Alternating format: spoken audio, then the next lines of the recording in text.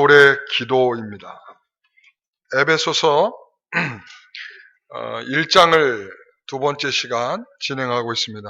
지난주에 드린 말씀은 성부 하나님께서 계획하셨고 성자 하나님께서 이루셨고 성령 하나님께서 우리에게 적용하고 계시다라는 표현을 지난주에 말씀을 드렸습니다.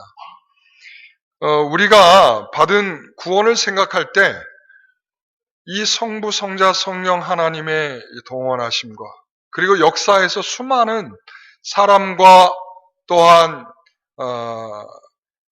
또 사건을 통하여서 오늘 저와 여러분들을 이 자리에 두게 하셨습니다.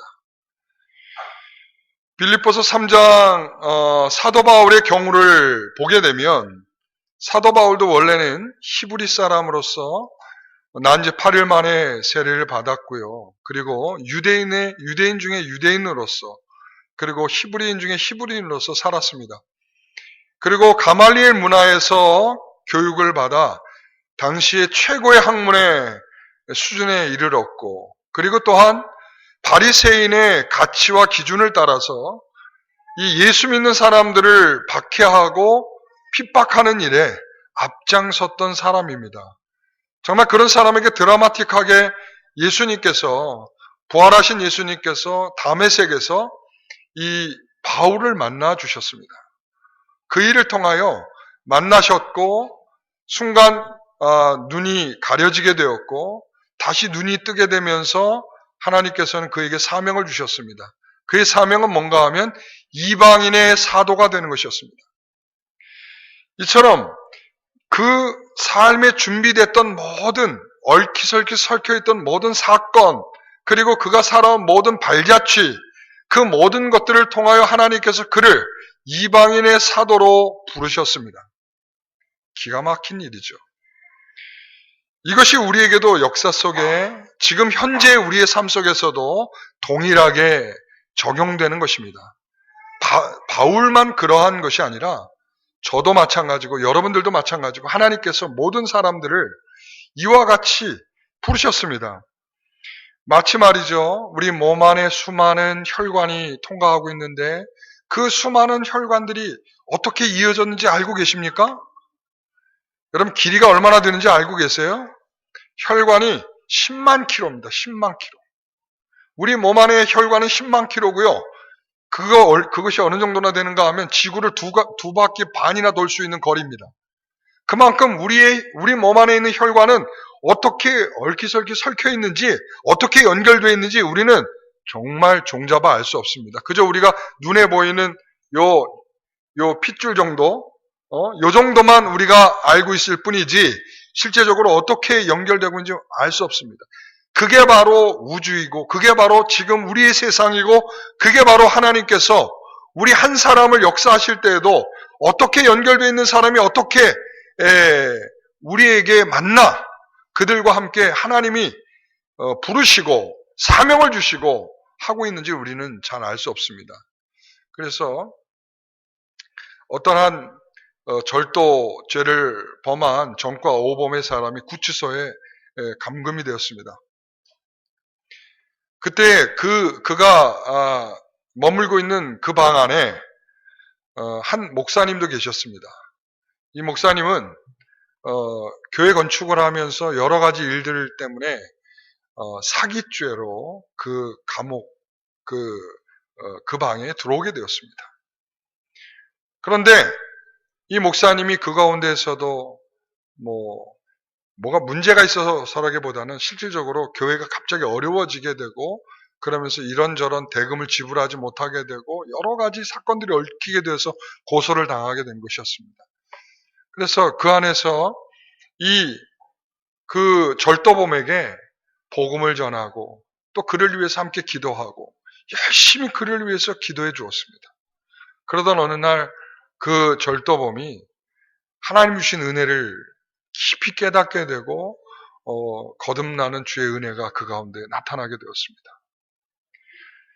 여러분, 하나님은 한 사람을 구원하기 위해서 상상할 수 없는 방법을 동원하시듯이 오늘 그 절도 오범의 그 사람을 하나님께서 구원하시고자 그곳에 그 방에서 구치소에서 영광스럽지 않은 그 장소에서 하나님께서는 이 목사님을 만나게 하셔서 복음을 듣게 하고 주의 놀라운 은혜를 입게 되었습니다. 그게 바로 사도 바울에게 있었던 방식이고요. 그게 바로 오늘날 우리에게도 존재하는 주께서 역사하시는 방식입니다. 오늘 그러한 은혜를 체험하게 된 에베소 교회에게 사도 바울이 편지를 보내면서 이와 같은 기도를 하고 있습니다. 15절, 16절 다시 한번 읽어봅니다. 이로 말미암아 주 예수 안에서 너희 믿음과 모든 성도들을 향한 사랑을 나도 듣고 내가 기도할 때에 기억하며 너희로 말미암아 감사하기를 그치지 아니하고.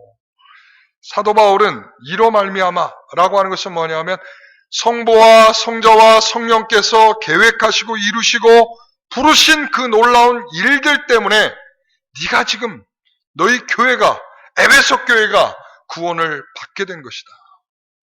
그로 인하여 너희들에게 참된 성도의 증거가 나타나고 있는데 그 참된 성도의 증거는 두 가지로 나타난다. 하나는 뭔가 하면 너희가 주 예수 안에 있는 믿음이 있다 라고 하는 것과 두 번째는 바로 너희들은 모든 성도들을 향한 사랑이 너희 가운데 있다. 이 두 가지. 자, 두 가지가 뭐라고요? 자, 다시 한번 같이 한번 얘기해 주십시오. 주 예수 안에 있는 믿음. 주 예수 안에 있는 믿음. 모든 성도들을 향한 사랑. 여러분 두 가지가 중요한 얘기죠. 믿음도 중요하고 사랑도 중요하죠. 근데 믿음이 다 믿음 되지 않습니다. 다 사랑이 되지 않습니다. 여러분 이것을 잘 오늘 기억하셔야 합니다. 오늘 성도라고 불릴 수 있는 자들의 믿음과 사랑이 뭔지 오늘 그 말씀을 여러분들이 나누려고 합니다. 자, 첫째, 성도는 주 예수 안에서 뭐가 있어야 된다고요? 믿음이 있어야 된다. 여러분 어떤 사람이 믿음이 있는 것입니까? 어떤 사람을 가리켜서 믿음이 있다라고 말합니까? 이럴 때 믿음이 있다고 그러죠. 봉사를 정말 최선을 다하고 열심을 내고 있는 성도를 볼 때 아, 저 사람은 믿음이 있다. 믿음이 충만하다. 어떤 사람이 신비한 체험을 했습니다. 와, 놀랍다. 우리는 저런 체험 못하는데 정말 저 사람은 믿음이 충만한 사람인가 보다. 찬송을 부리며 눈물을 흘립니다. 와, 저 사람은 정말 믿음으로 충만한가 보다. 그리고 정말 우리가 상상할 수 없을 만큼 하나님께 헌금을 드립니다. 아, 저 사람은 믿음이 있는가 보다. 여러분 어떻습니까?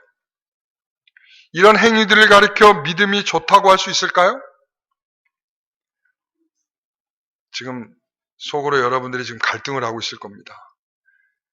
믿음이 있다고 말하기에도 내가 생각할 땐 믿음이 있는 것 같은데 목사님이 묻는 의도를 보니까 믿음이 없는 것 같기도 하고 그래서 지금 대답하기가 굉장히 난감한 형편에 처해 있는 여러분들의 모습을 보게 되는 것 같습니다. 자, 제가 성경을 통하여 그 믿음을 얘기할 때마다 그 믿음이 어떤 내용을 포함하고 있는지를 한번 여러분들에게 말씀드리겠습니다. 여러분 믿는다라고 하는 것이 뭘 믿습니까?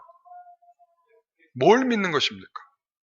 그러니까 나는 믿습니다 하면 온전한 문장이 됩니까? 안 되죠. 분명히 나는 믿는데 뭘 믿느냐가 분명히 따라와야 돼요. 뭘 믿느냐, 그 내용이 있어야 됩니다. 그 내용이 뭐냐는 거죠. 그러니까 구약의 믿음은 하나님의 존재를 믿고 하나님에 대한 철저한 신뢰를 표현하는 것이 믿음이었습니다. 그래서 창세기 15장 6절에 보면 아브라함이 여호와를 믿으니 여호와께서 그를 의로 여기시더라 이렇게 써요. 그러니까 갈대아 우르에서 말이죠. 그것은 하나님을 알고 있는 곳이 아니에요. 하나님이 있는 곳이 아니에요. 그런데 그곳에서 하나님의 소리를 듣고 하나님이 살아계심을 믿고 하나님을 따라서 가나안까지 왔단 말이죠. 이게 바로 여호와를 믿는다라는 거예요. 믿는다라고 하는 그분이 실존하심을 믿는 것이고 그의 말씀을 신뢰하는 것입니다. 우리에게 주신 성경 66권의 말씀이 하나님의 말씀인 줄 믿는 것입니다. 그것을 믿고 따르려고 애를 쓰는 것입니다. 하나님을 믿는다는 것은 바로 그런 것입니다. 시편 52편 2절에 보면 나의 하나님이여 내가 주께 의지하였사오니 라고 말합니다. 믿음이라고 하는 것은 바로 이것입니다. 주를 의지하는 것입니다. 세상에 얼마나 의지할 것이 많습니까? 그렇죠. 부모를 의지하고요. 자녀를 의지하고요. 그리고 높은 사람들을 의지하고요. 힘 있는 사람을 의지하고요. 그리고 돈 있는 것을 의지하고요. 여러분 의지하려고 치면 많이 있습니다. 시편에도 그렇잖아요. 고관을 의지하지 말라. 너에게 도울 힘이 없는 고관들을 의지하지 말라고 우리에게 말씀하고 있습니다. 그래서 참된 믿음은 하나님을 의지하는 것입니다. 시편 57편 1절에 가서 보면 하나님이여 내게 은혜를 베푸소서 내게 은혜를 베푸소서 내 영혼이 주께로 피하되 주에게로 피하는 것입니다. 여러분 주에게로 피하는 것.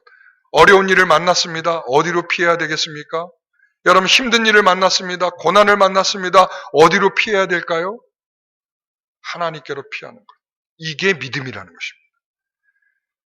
또 여러 단어들이 있지만 핵심적으로 보면 하나님을 믿는 것, 그리고 그 믿는 하나님을 의지하고 신뢰하는 것, 그리고 그분에게 피하는 것, 이것이 바로 믿음이라고 구약 성경은 우리에게 말해주고 있습니다.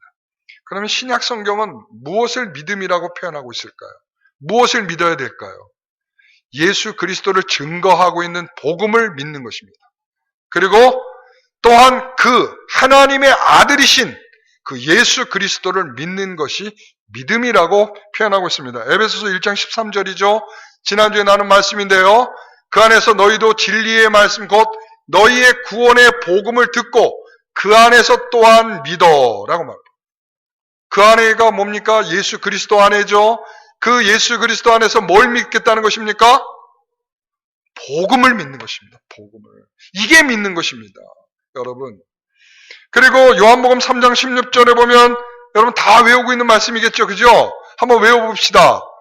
하나님이 세상을 이처럼 사랑하사 독생자를 주셨으니 이는 저를 믿는 자마다 멸망치 않고 영생을 얻게 하려 하심이라. 자, 누구에게 영생을 주시겠다고 말씀하십니까? 그를 믿는 자에게 그가 누굽니까? 예수 그리스도죠. 그러니까 예수 그리스도를 믿는 것, 이게 바로 믿음이라고 말하고 있는 것입니다. 요한복음 20장 31절에 보면 예수 그리스도께서 행하신 일이 엄청나게 많다는 거예요. 그러나 그 가운데에서 내가 이 요한이 복음서를 쓰면서 그 복음서 안에 기록하게 하는 내용은 이렇다는 거예요. 너희로 예수께서 하나님의 아들 그리스도이심을 믿게 하려 함이라. 복음서를 쓰는 이유가 뭐랍니까? 하나님의 아들 예수 그리스도를 믿는 것. 이것을 믿게 하기 위해서 복음서를 기록하고 있다라고 말씀하고 있는 것입니다. 또한 히브리서 11장 6절을 보면 우리 지난번에 작년에 암송 구절이었죠. 믿음이 없이는 하나님을 기쁘시게 하지 못하나니 하나님께 나아가는 자는 반드시 그가 계신 것과 그가 자기를 찾는 자에게 상 주시는 이심을 믿어야 할지니라.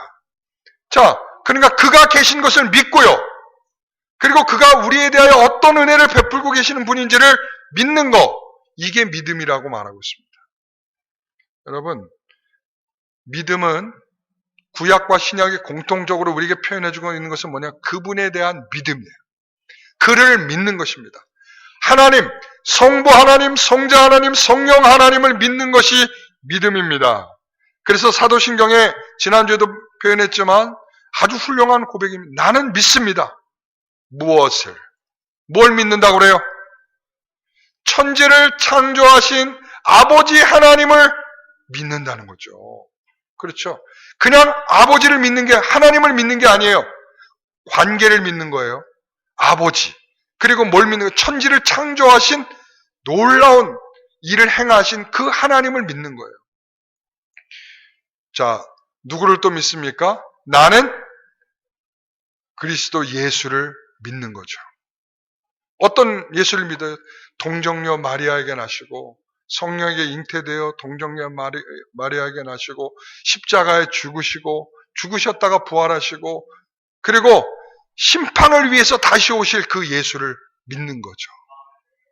성령을 통하여 우리가 이렇게 성도들의 교제를 하고 우리가 성령을 통하여 다시 죽었다가 살아날 영생을 얻게 될 그 구원을 얻게 될 백성들이 되었다는 것을 믿는 거죠.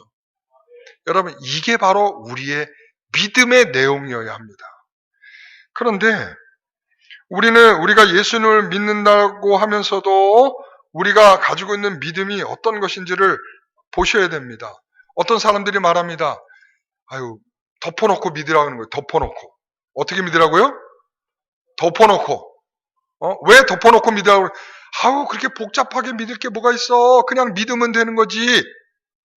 여러분, 이건 믿음이 아니죠. 이건 믿음이 아닙니다. 그리고 이렇게 말합니다. 기도한 대로 다 될 줄 믿습니다. 여러분, 기도하면서 안 될 걸 생각하면서 기도하는 사람이 누가 있겠습니까? 그런데 그 기도가 내 뜻대로 돼야 된다라는 확신을 갖는 거, 이게 믿음이 아니라는 거예요. 여러분, 이 에베소 성도들은 주 예수 안에 있는 믿음을 가지고 있다라고 말하고 있어요. 이 주 예수 안에 있는 믿음이 뭐겠습니까?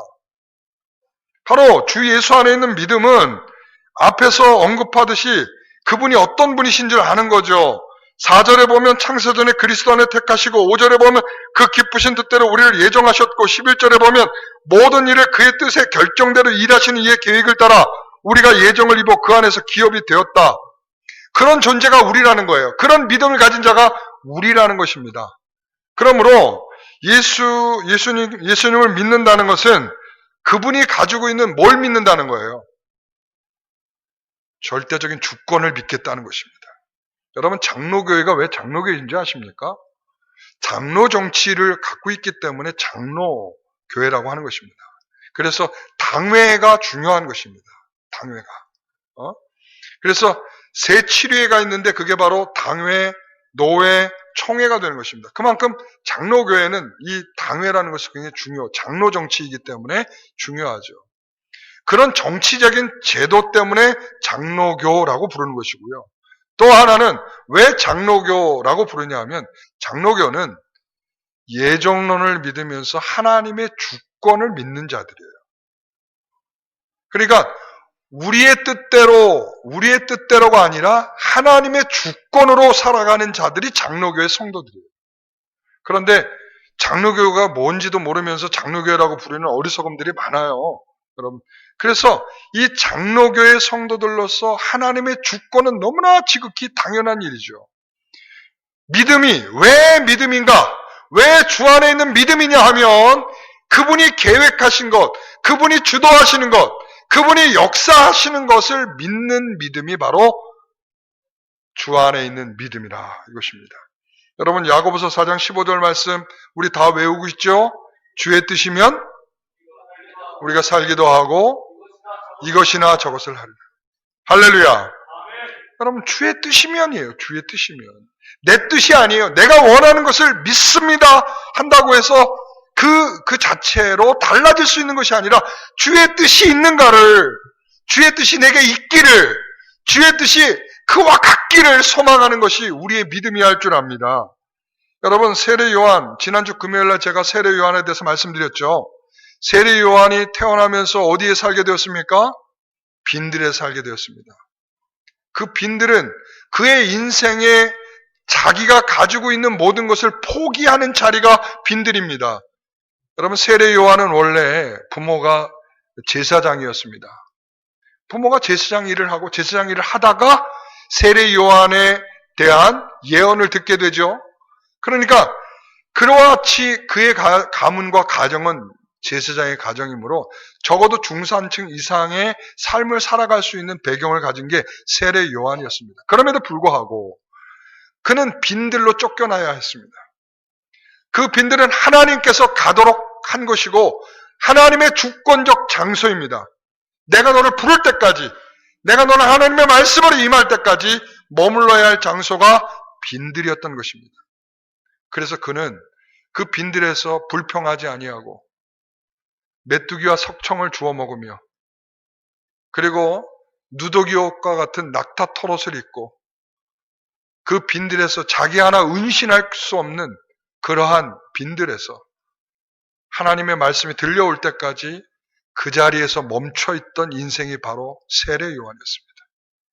그게 바로 하나님의 주권인 것입니다. 내 이익을 위해서 하나님의 주권이 발휘해 주기를 소망하는 것이 아니라 하나님의 주권 앞에 내 불이익도 기꺼이 감당하겠다는 것이 진정한 믿음이라는 것이죠. 여러분, 주 안에 있는 믿음은 우리가 그분과 어떤 관계인가를 믿는 믿음인 것입니다. 갈라디아서 2장 20절에 보면 이제 내가 육체 가운데 사는 것은 뭐예요? 내가 육체 가운데 사는 것은 나를 사랑하사 나를 위하여 자기를 버리신 하나님의 아들을 믿는 믿음 안에 사는 것이다. 이게 신자라는 거예요. 그러니까 이 관계를 놓치지 않는 거죠. 나를 사랑하사 나를 위하여 자기를 버리시기까지 한 하나님의 아들, 그분으로 인하여 내가 그분을 믿는 믿음 안에 사는 것, 이게 바로 내 믿음이라는 거예요. 그래서 예수님은 우리가 죄인 되었을 때 우리를 위해서 죽으신 분이라는 것이고, 그래서 로마서 8장 35절은 누가 그리스도의 사랑에서 끊으리요? 라고 말하죠. 여러분, 그 믿음이 내가 발휘하는 내 정성, 내 힘, 내 능력으로 믿음이 발휘되고 있는 것이라고 한다면 우리는 아마 이런 말씀이 우리에게 주어지지 않았을 것입니다. 누가 그리스도의 사랑에서 끊으리요? 그 믿음을 누가 붙들고 계시다는 말씀입니까? 하나님께서 붙들고 계시다는 거예요. 네 정성, 네 능력, 네 힘으로 네 믿음을 가지고가 아니라 하나님이 그 믿음을 갖도록 주 예수 그리스도의 사랑의 그 관계에서 끊어지지 않도록 하나님이 우리를 붙들고 계시기 때문에 우리가 믿음을 갖게 되고 있는 것이라는 거죠. 여러분, 주 안에 있는 믿음은 바로 그런 관계에 대한 믿음이에요. 내가 그분 안에 있다. 나의 아버지시다. 내가 그분의 자녀다. 라고 하는 그 관계 안에 서 있는 믿음이 진정한 주 안에 있는 믿음인 줄 믿습니다. 여러분, 믿음을 오해하면 자꾸 믿음을 자신의 간절함으로 그리고 자신의 정성으로 자신의 열심으로 그 믿음이 풍성해질 거라고 생각하는 사람들이 많이 있어요. 그래서 이런 것은 왜 이러잖아요. 내가 힘써 기도하면 살 줄 믿습니다. 내게 주실 줄 믿습니다. 라고 하는 그게 여러분 그 자체가 하나님의 주권을 인정하지 않는 자의 표현이라는 것을 아셔야 합니다. 그러니까 내게 주실 줄 믿습니다는 내가 얼마나 이만큼 내가 정성을 쏟았고 내가 얼마나 열심히 했고 내가 이 정도 하나님 앞에 했다면 하나님 이 정도면 그럼 나한테 좀 이 정도는 줘야 되지 않습니까? 난 그걸 믿습니다. 내 정성을 이 정도 믿음으로 보였으니까 하나님께서 내게 이 정도는 답해줘야 되는 거 아니겠습니까? 라고 우리는 생각할 텐데 여러분 이것은 하나님의 주권을 침해하는 어리석은 행동, 어리석은 기도입니다. 여러분 느부갓네살 왕 아시죠? 다니엘서에 보면 느부갓네살 왕이 나오잖아요. 그죠? 느부갓네살 왕이 금신상을 만들어 놓고 사람들에게 선포합니다. 이 금신상 앞에 절하지 아니하면 홀홀 타는 풀무불에다가 다 집어 던지겠다. 그런데 하필이면 아끼고 사랑하는 3명의 사람, 다니엘의 친구 3사람, 사드락과 메삭과 아벳느고가 글쎄 끝까지 버티고 금신상 앞에 절을 하지 않는 거죠. 그래서 느부갓네살이 이 셋을 불렀어요. 야, 웬만하면 좀 내 말을 좀 들어주고 그 앞에 좀 절하면 안 되겠니? 그랬더니 뭐라고 얘기했을까요? 이 3사람이 이렇게 말합니다. 하나님은 살아계시기 때문에 분명히 우리를 살려주실 겁니다. 그렇죠? 그러나 그 다음에 오는 말은 그리하시지 아니하실지라도. 제가 금신상 앞엔 절할 이유가 없습니다. 그러니까 내 뜻과 내 원하는 것이라면 제가 그 풀무불에 던져지더라도 하나님은 나를 살리실 것입니다.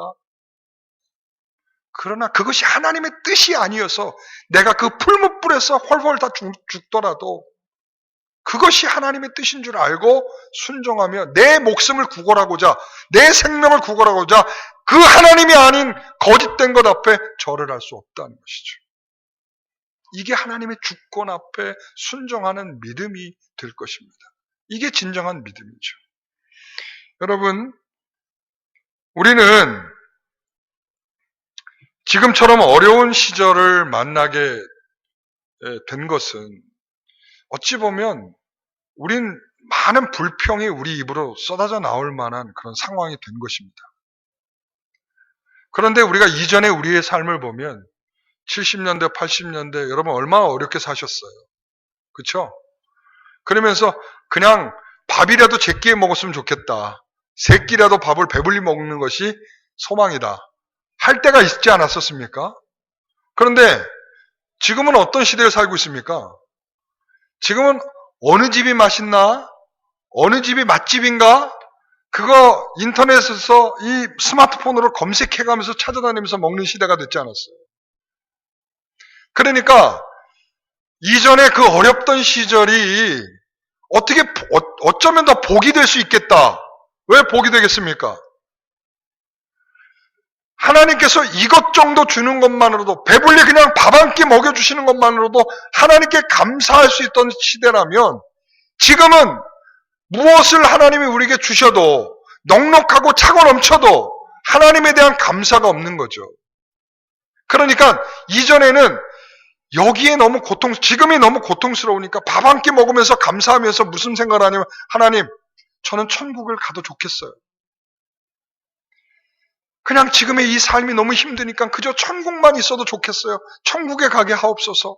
이런 생각을 했다면 지금은 천국에 대한 소망은 사라진 지 오래죠. 지금이 천국 같고 지금이 넉넉하고 평안하고 행복하고 좋은데 무슨 천국이 또 다른 천국이 필요한가 생각할 만큼 지금의 삶이 저는 오히려 저주 같다 생각합니다. 저는 하나님께서 모든 일상을 우리에게 멈추게 하고 지금 이렇게 우리에게 더 없는 시즌으로 다시 돌아가게 하고 우리를 멈추게 하고 우리를 생각하게 하는 시간을 주고 있지 않습니까? 오히려 이것이 우리에게 복이 되지 않습니까? 여러분 지금 이 순간 그것을 복으로 여길 수 있는 것이 믿음입니다. 하나님의 주권이 이렇게 하나님이 이렇게 살아계시는구나. 우리가 정말 하늘을 소망하지 못하니까 하늘을 소망하라고 지금 이렇게 우리에게 주시는 시간이구나. 여러분 이것이 여러분에게 귀에 들려지고 마음에 새겨지듯이 이것이 믿음이 되어 하나님의 주권인 줄 안다면 그것이 복이 될 줄 믿습니다. 하나님은 우리가 납득하도록 일하시는 분이 아니에요. 우리 그렇잖아요. 정말 이해할 수 없다. 어떻게 하나님이 살아계시다면 저런 일이 있을까? 여러분 우리가 그럴 순간도 많잖아요. 하나님은 우리가 납득하도록 일하시는 분이 아니에요. 여러분 그러나 우리가 그런 하나님을 믿고 의지하며 그 안에 안식을 누리는 것은 보이는 현상 때문이 아니에요. 믿음 때문인 거죠. 하나님이 어떤 하나님인 줄 믿는 거죠. 하나님이 어떤 성품을 갖고 있는 줄 믿는 거죠. 하나님이 우리를 자녀로 삼았다는 걸 믿는 거죠. 하나님이 아들을 죽기까지 우리를 사랑하셨다는 것을 믿는 거죠. 여러분 떡을 달라는데 돌을 주며 생선을 달라는데 뱀을 줄 부모가 어디 있겠습니까? 아버지께서 가장 좋은 곳으로 너에게 주시지 않겠느냐라고 말씀하고 있지 않습니까? 아버지께서 우리에게 있어야 할 것을 아시지 않느냐라고 말씀하고 있지 않겠습니까? 불효한 자식이라도 그 자식이 나가서 부모에게 정말 가장 큰 불효를 저지르고도 다시 돌아왔을 때 그를 기다려줬고 그를 안아줬고 그를 위해서 옷도 준비했고 신발도 준비했고 반지도 준비했고 심지어는 잔치까지 벌이면서 그 아들을 맞이하는 아버지가 어떤 아버지냐는 거죠. 그게 바로 나를 사랑하시는 아버지를 라는 것을 믿는 거죠. 그렇기 때문에 지금 벌어지고 있는 어떤 일이라도 나에게 주시는 가장 좋은 것으로 여길 줄 아는 믿음. 이것이 바로 하나님을 주권적으로, 그리고 그 하나님과 내가 어떤 관계에 있는가를 믿는 믿음이죠. 이게 바로 주님 안에 있는 믿음입니다. 여러분, 둘째는 어떤 성도라고 말하고 있습니까? 모든 성도를 향한 사랑을 가졌다. 모든 성도. 여러분, 하나님의 계명은 하나님을 사랑하고 이웃을 사랑하는 거죠. 첫째 되는 계명은 하나님을 사랑하는 거고, 둘째 되는 계명은 이웃을 사랑하는 것입니다. 여러분, 사랑 정말 중요한 이야기죠. 사랑은 어떻게 해야 되는 것입니까? 사랑은 오래 참고, 사랑은 온유하며, 사랑은 그 중에 이 내용이 있습니다. 자기의 유익을 구하지 아니하고.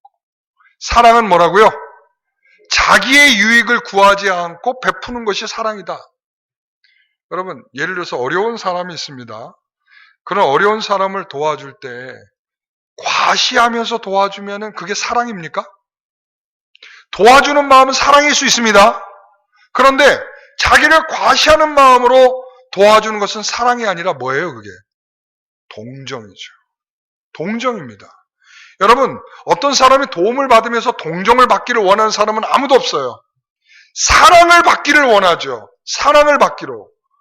여러분, 그래서 사랑으로 한다는 것은 상대방의 유익을 위해서 내 유익을 내려놓는 것입니다. 그래서 좀 전에 그렇게 자기의 유익을 구하지 아니하며 라고 표현하는 거죠. 여러분, 마태복음 22장에서 보게 되면 그렇게 말합니다. 내 마음을 다하고 목숨을 다하고 뜻을 다하여 주 너의 하나님을 사랑하라. 이것이 너희의 첫째 되는 계명이니라.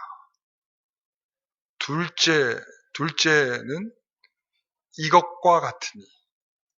이것과 같다. 뭐와 같다는 거예요? 하나님을 사랑하는 것과 같이라는 뜻이. 하나님과 사랑하는 것과 같이 내 이웃을 내 몸을 사랑하듯이 사랑하라. 이렇게 말하는 거죠. 여러분, 그러니까 여기에서는 무슨 말이에요? 하나님을 사랑하는 것과 같이 이웃을 사랑하라. 이런 말이고요. 또 하나는 뭐냐면 이웃을 사랑하지 않는다면 하나님도 사랑하지 않는 것이다 라고 표현하는 것이죠. 이것은 분리되어 있지 않다라는 말입니다. 우리는 어떻게 생각합니까? 하나님의 사랑과 이웃의 사랑을 같이 봅니까? 아니면 분리해서 봅니까? 하나로 봐요? 분리해서 봐요? 아마 대다수의 성도들은 분리해서 볼 가능성이 높습니다. 나는 하나님을 사랑하는 것은 변함이 없습니다. 나는 하나님을 사랑합니다. 그러나 얘는 아닙니다. 이 사람은 별로 마음에 안 듭니다. 내 타입이 아니에요. 내 타입이 아니야. 코드가 안 맞아. 저 사람하고 뭐하고 같이 하려다 보면 너무 승질나고 화가 나. 난 저 사람하고 같이 하고 싶지 않아. 그래서 점점점 미움도 싹 트고 거리를 두고 지금처럼 거리를 두는 것처럼 거리도 두고 관계를 하지 않죠. 그러나 하나님을 사랑하는 마음이 진심이면 이웃을 사랑하는 마음도 진심이어야 합니다. 하나님을 진심으로 사랑한다면 이웃도 우리에게 어떤 대상도 사랑에서 배제될 대상은 없다라는 것을 말씀드리는 것입니다. 우리는 하나님에 대한 사랑이 무엇으로 확인되는 것인가 하면 이웃을 사랑하는 것으로 확인이 되는 것입니다. 우리가 그렇지 않아요? 주님께서 소자 하나에게 한 것이 곧 내게 한 것이다. 그러니까 우리가 이웃을 사랑하는 것은 곧 누구를 사랑하는 것이다? 하나님을 사랑하는 것입니다. 여러분, 그러나 우리가 미워할 수 있는 대상이 우리에게 없다라는 말을 하고 있는 것은 아닙니다. 예수님도 그것을 인정하십니다. 내게 원수가 있을 수도 있고 너를 박해하는 사람이 있을 수 있어 라고 말해요. 그 자체가 뭐예요? 너희도 미워할 수 있는 대상이 충분히 있다라는 것을 말씀하고 있는 거예요. 그러니까 일반적인 말은 뭐예요? 원수에 대해서 미워할 수밖에 없죠. 그렇죠? 그게 일반적인 논리잖아요. 원수를 미워하는 것 너무 지극히 당연하고, 나를 박해하는 사람에 대해서 나를 힘들게 하는 사람, 그 사람을 미워하는 거 정말 지극히 당연한 일입니다. 그렇죠? 그런데 성도들은 그렇게 하면 안 된다라고 말하는 거예요. 너무 정말 이게 너무 쉽지 않은 일인데, 산상수훈에서 5장에서 보게 되면 너희 원수를 뭐하라고 그러죠? 사랑하라 하죠. 너희를 박해하는 자를 위해서 뭐하라고 하죠? 기도하라고 말하죠. 다시 말합니다. 너희 원수를 뭐하라 하죠? 사랑하라고 말하죠. 너희를 박해하는 자를 위해서 뭐라고 말하죠? 기도하라고 말하고 있어요. 미워하라고 말하고 있는 것이 아니라, 원수처럼 여기라고 말하고 있는 것이 아니라, 그 원수를 사랑하라고 말하고, 그리고 또한 너희를 박해하며 너희를 힘들게 하고 너희를 죽기까지 할 수 있는 그 자들을 위하여 뭐하라고요? 기도하라는 것입니다. 여러분, 원수 같은 마음이 있어도 기도하는 것이 성도란 말이죠. 나를 박해하는 사람이 있어도 그 박해하는 자를 위해 기도하는 것이 성도라고 말하고 있는 것이죠. 스데반의 집사 알죠? 여러분, 목사의 예를 들면 약해지니까 스데반 집사 아시잖아요. 그죠? 성경 사도행전 7장에 나오는 스데반 집사님. 이분이 멋진 설교를 하고 난 다음에 그 설교를 듣고 마음에 찔린 사람들이 마음이 찔려 회개한 것이 아니라 화가 나서 분노하여 자기 얼굴만한 돌을 스데반 집사에게 던졌어요. 죽이려고. 그때 스데반 집사가 어떻게 했을까요? 무릎을 꿇었어요. 그리고 하늘에서 자신을 응원하고 있는 예수님을 보았어요. 그런데 그가 뭐라고 기도했을까요? 하나님, 예수님, 나에게 저 돌을 던지고 있는 저들에게 날벼락을 내려주시옵소서. 그래서 저들이 지금 여기서 고꾸라지고 우리 예수님이 살아계심을 보게 해주십시오. 이렇게 기도했을까요? 60절에 뭐라고 기도했습니까? 이 죄를 그들에게 돌리지 마옵소서. 자기를 박해하는 자를 위해서 뭐하고 있어요 지금? 뭐하고 있어요? 기도하고 있어요. 어떻게 되기를 기도하고 있어요? 저들의 죄를 죄로 돌리지 말아달라고 기도하고 있는 것입니다. 이게 성도의 사랑이죠. 이것이 믿음입니다. 나 자신을 미워하는 사람이 여러분 하는 것이 뭔 줄 압니까? 좌절이고 절망이에요. 그리고 상대방을 미워하는 사람이 나오는 게 뭘까요? 증오입니다. 근데 스데반에게는 이 증오가 나타나지 않고 있어요. 사랑이죠. 원수를 위해 기도하는 것은 나를 사랑하사 나를 위하여 자기 자신을 버리신 하나님의 아들을 믿는 믿음을 가진 그러한 모습인 것입니다. 여러분 생각해 봅시다. 로마서 5장 10절에 보면 우리가 원수 되었을 때에 그의 아들의 죽으심으로 말미암아 하나님과 화목하게 되었은즉 이라고 말했어요. 지금 사도 바울은 하나님과 원래 원수였어요.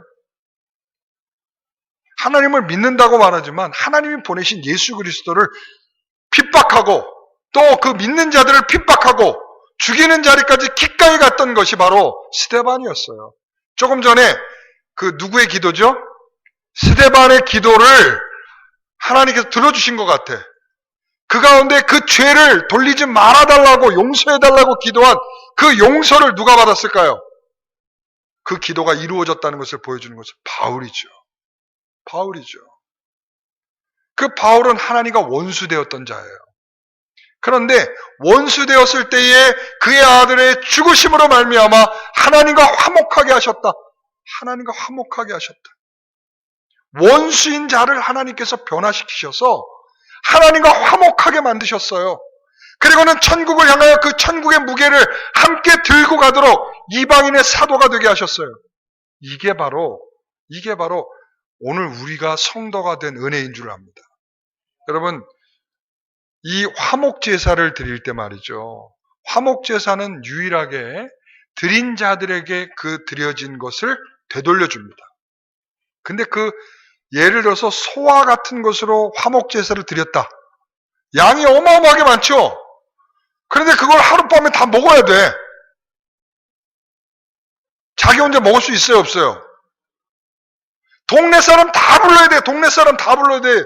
영희, 순이, 내가 싫어하는 말숙이도 불러야 돼요. 우리 성도 중에 말숙이는 없죠? 네. 내가 싫어하는 말숙이도 불러야 돼. 왜 그런가 하면, 그걸 다 먹으려면, 화목제사의 제물을 다 먹으려면, 내가 싫어하는 말숙이까지도 불러가지고 그 음식을 먹어야만 해결되는 거예요. 그게 바로 화목제사예요. 아, 그렇구나. 원수된 자를 위하여 주께서 죽으심으로 그 원수의 관계의 고리를 끊어내시는 화목제사가 바로 예수 그리스도의 죽으심인 거죠. 오늘 에베소 성도들은 그렇게 성도들이 된 자들이라는 거예요. 바울은 바로 그렇게 성도가 된 자들이라는 것이죠. 그렇기 때문에 이 모든 성도들을 향한 사랑이 있다는 것이죠. 그게 진짜 성도라는 거예요. 말숙이는 빼놓고 사랑하겠다가 아니라 끼리끼리 천국 가려고 우리는 끼리끼리 놀자. 이것이 천국 갈 수 있는 성도들의 모습이 아니라는 거예요. 내가 좀 싫어하는 말숙이도 좀 손을 잡고 다 함께 주의 나라와 영광을 위하여 두 손을 치켜들고 함께 드러내야 되는 것이 바로 하나님의 나라고요. 그게 바로 교회고요. 그게 바로 성도여야 한다는 것을 말씀하고 있는 것입니다. 여러분, 지금 코로나19로 인해서 얼마나 힘드십니까? 그래서 제가 주변에 이렇게 지나치다 보면 중국을 욕하는 사람, 그리고 신천지를 욕하는 사람, 교회를 욕하는 사람, 그리고 또 이태원에 가서 클럽에 가서 놀다가 숨기고서 강의하다가 이 온 천하에 퍼뜨린 그 사람, 이름도 모를 그 사람, 그리고 또 여러 사람들 있잖아요. 그러면서 사람들이 지나치면서 제가 들어보니까 이런 사람들을 계속 원망하고 있더라고요. 이 인간들 아니었으면은 지금 우리가 마스크를 벗고 그래도 정상적인 생활을 할 수 있는 거 아니냐고 하면서 막 그러더라고요. 제가 거기를 지나치면서 그래, 저 사람들도 저런 마음이 드는 것은 맞지. 그러나 우리 성도들도 똑같이 저렇게 해야 되는가라는 생각이 들었어요.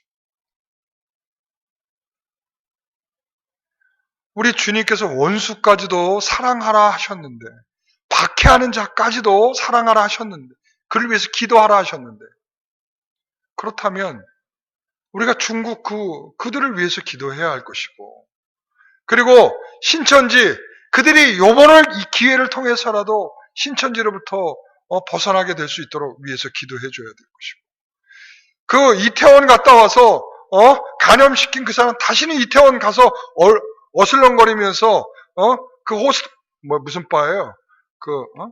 그런 바에 가서 다시는 얼쩡거리지 않고 이제는 정상적으로 살아가도록 위해서 기도해 주고, 그리고 이 붕해를 하며 무분별한 행동을 하여 이 전파한 목사님들 좀 신중하게 주께서 우리에게 정말 덕을 세우면서 하는 것이 무엇인지를 좀 더 생각하면서 이렇게 살아가도록 위해서 기도하고, 여러분 어찌 보면 이 모든 것이 우리에게 기도거리로 주어진 일들이고 대상이 되는 것인 줄 믿습니다. 이게 바로 성도여야 할 것입니다.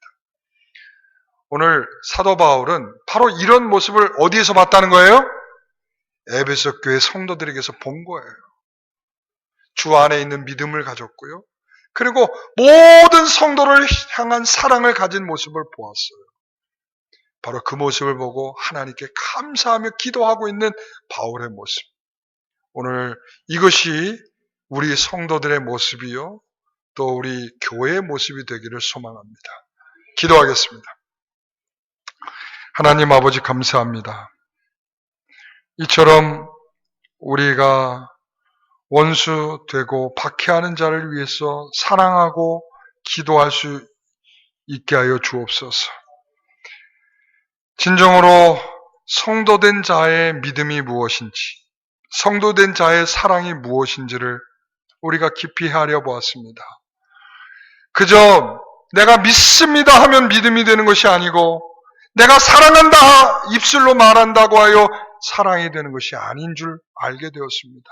주여, 우리가 정말 주를 향한 믿음과 사랑을 갖게 해 주시고, 그리고 이 모습을 통하여 우리가 천국 가는 날까지 서로를 섬겨내며 하나의 카테고리로 주신 영광교회 안에서 서로가 서로를 위해서 아름답게 섬기며 사랑하며 믿음을 서로 성숙시키는 그러한 귀한 모습의 교회가 되게 하여 주옵소서.